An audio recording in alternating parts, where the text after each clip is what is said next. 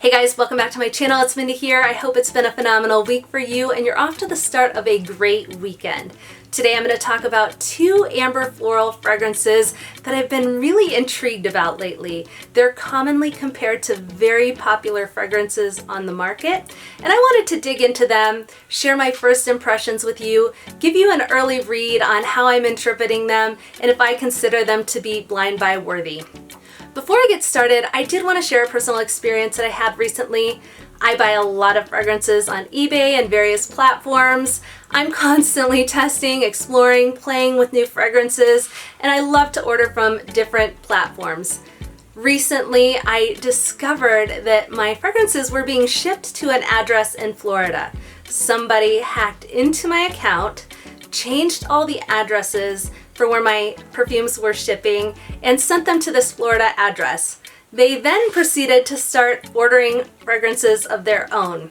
It's been a little bit of a surprising, shocking experience. It's a little bit humbling. It's almost embarrassing to share, but truly I just wanted other people to know who are ordering fragrances like I am, just to make sure you're checking your address when you ship product to yourself, changing your passwords, maybe having a double layer of protection on your passwords when you log into accounts. Purely a thought. Really just sharing my experience. I don't want it to happen to anyone else. All right, without further ado, let's jump into these fragrances. The first fragrance I have here is Montana 80 by Montana. This is the EDP, and this is a brand that I've never even heard of until more recently. This is compared quite frequently to Versace Crystal Noir. So I was definitely curious to play around with this one and see how it compared to Versace Crystal Noir. To be totally transparent, I haven't done my rigorous side-by-side comparison here where I do the this, not that type fragrance review. I know a little bit what this smells like, haven't played around with it too much, but I have gotten some initial thoughts on how these compare with one another. So the first thing I'll say about Montana 80 is that this was very sweet. It had a very perfumey vibe to me. I'm not exactly sure how to explain what perfumey means to me, but generally speaking, I think of a perfumey fragrance as one that's a little bit overpowering. In some cases for me, that can be a fragrance that has just too much floral. Usually it's florals, but I think it could probably extend to if a fragrance had too much vanilla, if it had too much fruitiness. But for the most part, when I think of a perfumey type fragrance, I'm thinking of one that has an overly present floral aspect to it. This fragrance, Montana 80, was almost headache inducing when I first tried it. I did get a headache just about immediately after I sprayed this one, and I don't think it's a fair assessment to this fragrance to say it was because of it. I'm going to give the fragrance the benefit of the doubt, say that I only had coffee that morning, I didn't really drink a lot of water yet, so it very well could have been a combination of things, but the sweetness here, the floral aspect here was very prominent for me at first spritz, and it felt overpowering to a degree. I was really excited about this one because I really thought I had found the Crystal Noir that works best for me. I do like Versace Crystal Noir. I think it's nice, but to a degree, it's a little bit too white floral for me, a little bit too, I like spicy fragrances, but spicy in a way that doesn't necessarily appeal to my nose. This is a like. I do like the fragrance, but it's not a love, and so I thought that might be what I get from this one. The other thing about this fragrance is it is very low price, so I thought ordering it on eBay, make sure you check your addresses. On eBay, it was low price, it was affordable. I thought it would be low risk to play around with this and see how it compared to Versace Crystal Noir. Again, to me, it is very sweet. It has a very strong white floral presence. You definitely pick up on that tuberose, and it's almost like it has the slightest hint of kind of a tropical feel because of that tuberose. It is very subtle, but that white floral component of it does take me a little bit to that beachy vibe, but not quite. It's almost there, but not totally. Upon the dry down, I do find this to be much more tolerable. That sweetness that feels a little bit overpowering at first dissipates a little bit. I do really start to enjoy the tuberose and the white florals that are in this fragrance, but I don't necessarily escape a little bit of that perfuminess that I recognize early on in spraying this fragrance. There's also a quite heavy woody aspect to this fragrance. There are several different types of woods in here. There are Brazilian rosewood, sandalwood, and Virginia cedar. So you definitely pick that up here, and it's a prominent note when you think about woodiness in this fragrance. I enjoy this fragrance. I think it is very pretty. I think it's nice for somebody who wants to be encompassed by white florals. I think this is one you should definitely check out. For me, this is one I'd probably appreciate just a little bit more from afar. I'd probably really like to smell this on somebody else, but when it's on my skin and it's near my nose, it just feels a little bit more overpowering. I would love to catch the sillage from this one off of somebody else as they walk by me, but not necessarily right next to me where it feels to be a little bit overpowering. I haven't played with Montana 80 next to Coco Noir really at all. I need to do a more detailed side-by-side analysis to truly gauge how I think they compare with one another. My early read is that this may be a little bit more well-rounded.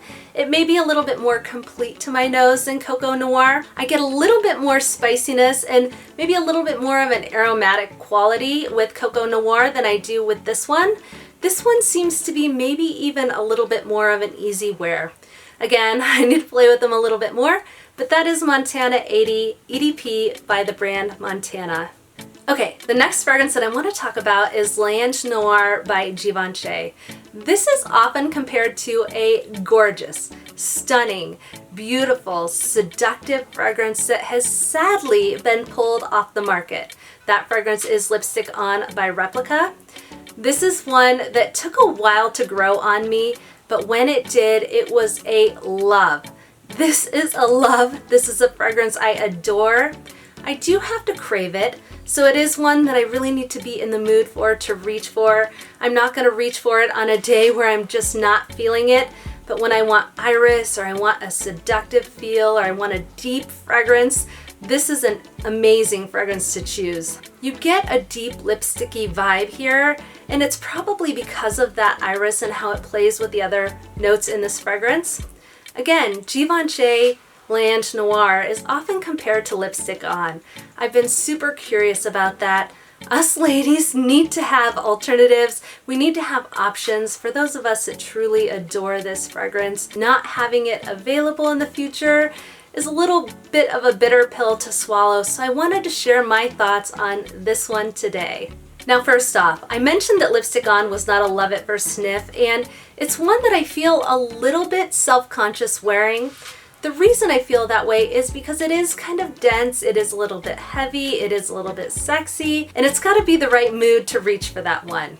I'm not too sure if Lipstick On is exactly a mass appealing fragrance. A lot of the fragrances that I have in my collection are generally considered crowd pleasing, and I like that about them. I feel that most of the fragrances that I have are considered easy reaches.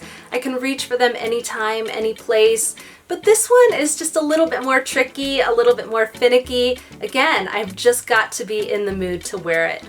Now, moving on to L'Ange Noir, I absolutely, unequivocally, 100% understand and recognize the comparisons to Lipstick On. So the key player in this fragrance is definitely the iris. It's a little bit powdery, it's a little bit sweet, it's a little bit dark. The iris in this fragrance feels a little bit cold to me. It almost has kind of a rooty vibe to it, but that coldness seems to be balanced out quite a bit by some of the other notes that are in this fragrance. So in addition to the iris, you have sesame, you have almond, pink pepper, tonka bean, amber, and ambrette. And some of those other notes bring warmth to this fragrance, so it's one that I like wearing because it's sweet and it's deep. If you like iris in your fragrances, I recommend trying this. If you like that lipsticky vibe in your fragrances, I do recommend trying this. If you like fragrances that have a deep, dark feel to them, again, I really recommend trying this. If you like warm, cozy, comforting scents, you may like this one. I definitely recommend trying it before you buy it, This one has that cold nuance to it because of the iris, because of that rooty scent that I pick up, but it really seems to be balanced out by some of the warmth, the almond, the smoothness that's in here, and also the amber in this fragrance as well. There are some warm notes that really tones that down for me and makes this an enjoyable fragrance. So how does it compare to lipstick on? This is not a side-by-side comparison. I'm not intending to do a this, not that type fragrance review here, but my initial read is that these are very similar fragrances. I almost think of it like this is the light version of lipstick on. It doesn't have all of the qualities that you get in lipstick on. I don't find it to be as deep. It's almost like I enjoy Coke. I love the flavor of Coke. I don't drink it a lot. A lot of times I'll reach for Diet Coke because it's a little bit lighter, less calories. And this is kind of like the diet or the light version of lipstick on. You get some of that feel here that you get in lipstick on, but it is not the whole picture. Overall, I am really enjoying this fragrance. I think it is quite stunning. I think it's a nice alternative to lipstick on. It's one I'm going to continue to play with and try to identify nuances that compare to lipstick on by Replica. I'll compare them side by side for one of my future This Not That videos because after all, they are one of my favorite to film. Alright guys, thank you so much for tuning in. I hope you enjoyed this video of new fragrances I brought into my collection that are very often compared to very hyped fragrances on the market. If you did enjoy it, please go ahead and give it a thumbs up and consider subscribing to my channel. As always, I truly appreciate you. I hope you have a lot to be grateful and thankful for. And until next time, I'll see you soon.